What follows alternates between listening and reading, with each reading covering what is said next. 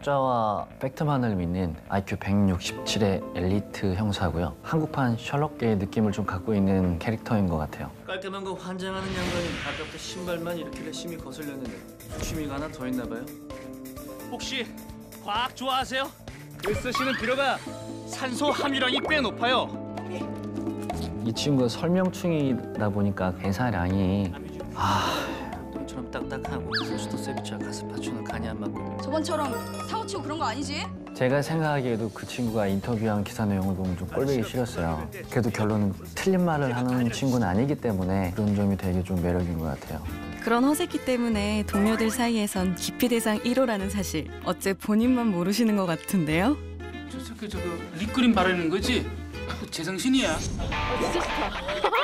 하지만 촬영장에선 누구보다 따뜻한 남자라는 사실 저 이엘리아가 부증합니다. 선배님 최고.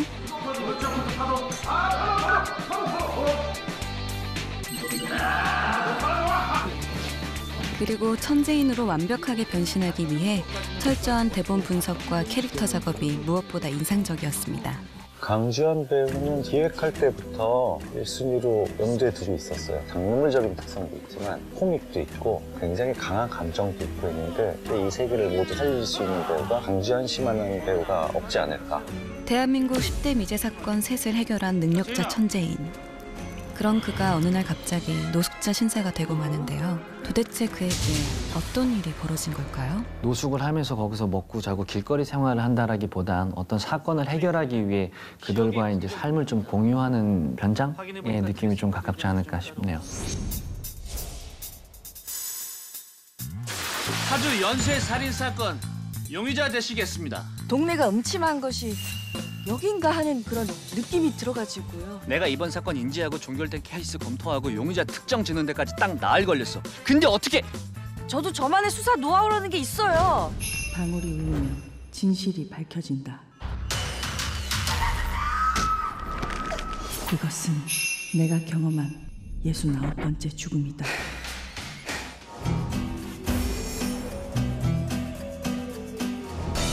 충무로의 여제 김옥빈 선배님이 3년 만에 안방극장으로 복귀를 했습니다. 처음부터 이 역은 김옥빈 배우가 아니면 다른 사람은 할 사람이 없다고 생각했어요. 경찰 제복을 입고 촬영하는데 그렇게 경찰 제복이 잘 어울리는 여배우는 처음 봤던 것 같아요. 등장하자마자 저희 드라마에 나오는 김단 형사가 돼버려가지고. 단이는 어렸을 때부터 보고 싶지 않은 것이 보이고 듣고 싶지 않은 것이 들리는데요. 자신은 그 사실을 모른 채 자라요. 타인의 감정을 느끼기 때문에 남들보다 더 풍부한 감정 표현과 감수성을 갖고 있고 공감을 더 많이 할 수 있는 인물이고요. 사람들이 나한테 귀신 붙었대. 단이가 다른 사람들하고 좀 달라서 특별해서 그래. 살려주세요. 살려주세요. 하지만 형사가 된 김단은 자신만의 특별한 능력으로 범죄 사건을 풀어가기 위해 고군분투합니다. 단이 갖고 있는 능력이 범상치 않은 건 사실이지만 완성형이진 않아요. 갑자기 불현듯 능력이 찾아오거든요. 그리고 완벽하게 그걸 다 볼 수 있는 게 아니라 정말 단편적인 파편이에요. 이 파편을 가지고 답답해하면서 추적을 해나가요. 혹시 귀신 잡는 형사라고 들어보셨어요?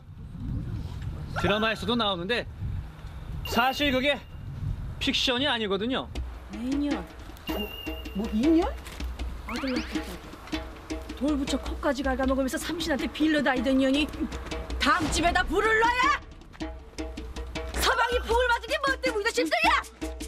칸도 인정한 카리스마 넘치는 연기력. 옥빈 선배님 하면 또 액션 연기를 빼놓을 수 없잖아요. 작은 신의 아이들에서도 선배님의 액션 실력을 여과 없이 보여줄 예정입니다.